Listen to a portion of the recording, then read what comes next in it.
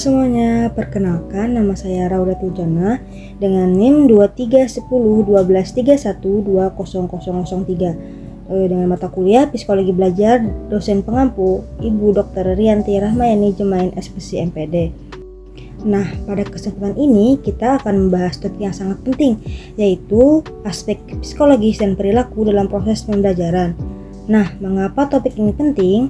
Karena di balik setiap proses belajar ada berbagai faktor yang mempengaruhi keberhasilan siswa, seperti kondisi psikologis, motivasi, emosi, dan perilaku. Kita akan melihat bagaimana aspek-aspek ini berinteraksi dan mempengaruhi kemampuan siswa untuk memahami, mengingat, dan menerapkan ilmu. Proses pembelajaran di era modern menghadapi berbagai tantangan yang signifikan. Di antaranya yang pertama ada distraksi digital. Penggunaan teknologi seperti smartphone, media sosial, dan aplikasi hiburan seringkali mengalihkan perhatian siswa. Distraksi ini menyebabkan kurangnya fokus yang akhirnya mempengaruhi kualitas pembelajaran. Nah, yang kedua itu ada tekanan akademik. Banyak siswa menghadapi beban akademik yang berat seperti tugas yang menumpuk, target nilai tinggi, dan ekspektasi dari orang tua maupun sekolah. Hal ini tuh sering menyebabkan kecemasan berlebihan atau bahkan burn out.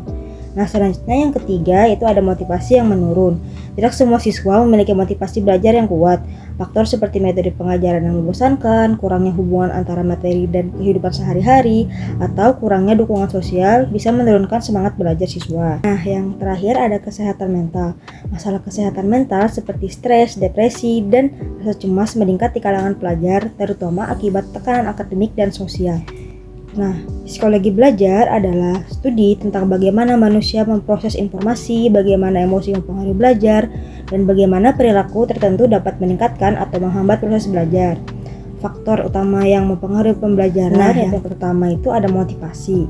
Motivasi itu ada motivasi intrinsik dan ekstrinsik. Intrinsik yaitu keinginan belajar karena tertarik pada materi.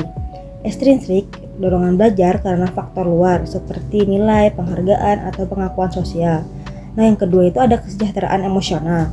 Rasa percaya diri dan emosi positif seperti rasa optimisme dapat memperkuat kemampuan siswa dalam belajar. Sebaliknya, jika emosi negatif seperti rasa takut atau stres dapat menjadikan penghambat. Yang ketiga itu ada perilaku belajar. Perilaku seperti disiplin, konsistensi, dan manajemen waktu yang baik sangat membantu dalam menyelesaikan tugas belajar. Selanjutnya, penyebab permasalahan seperti lingkungan yang tidak mendukung, misalnya suasana belajar yang berisik atau tidak nyaman. Selanjutnya, kurangnya pemahaman tentang metode seperti belajar yang efektif. Nah, banyak siswa belajar dengan cara yang kurang optimal seperti menghafal tanpa pemahaman. Nah, selanjutnya itu pengaruh sosial. Seperti tekanan dari teman sebaya atau lingkungan sosial yang tidak mendukung belajar. Solusinya itu yang pertama, ciptakan lingkungan belajar yang kondusif. Siswa membutuhkan ruang belajar yang tenang, nyaman, dan bebas dari gangguan. Selanjutnya itu pengelolaan waktu, dengan mengajarkan siswa cara membuat jadwal belajar yang efektif untuk menghindari stres dan menunda pekerjaan tersebut. Yang ketiga itu meningkatkan kesadaran akan kesehatan mental. Guru dan orang tua harus memahami pentingnya kesehatan mental dan memberikan dukungan emosional kepada siswa. Selanjutnya itu layanan bimbingan dan konseling dalam belajar. Yang pertama itu ada konseling individu, seperti membantu siswa yang mengalami stres atau kecemasan dalam mengelola emosi mereka, dan juga memberikan panduan khusus tentang cara mengatasi tantangan belajar. Selanjutnya dengan workshop strategi belajar efektif, mengajarkan siswa teknik seperti membaca cepat, membuat peta pikiran, mapping, atau teknik pengulangan terjadwal. Yang ketiga itu motivasi kelompok, seperti mengadakan diskusi kelompok untuk berbagi pengalaman dan memberikan semangat antar siswa.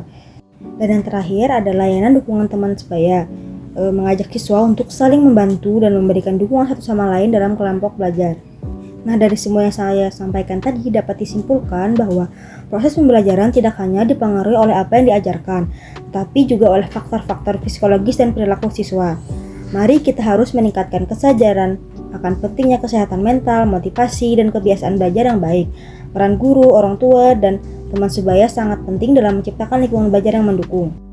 Terima kasih telah menyimak video ini. Saya berharap pembahasan ini dapat memberikan wawasan baru. Jangan lupa untuk terus belajar dan menjadi versi terbaik dari diri kalian. Sekian video dari saya. Terima kasih.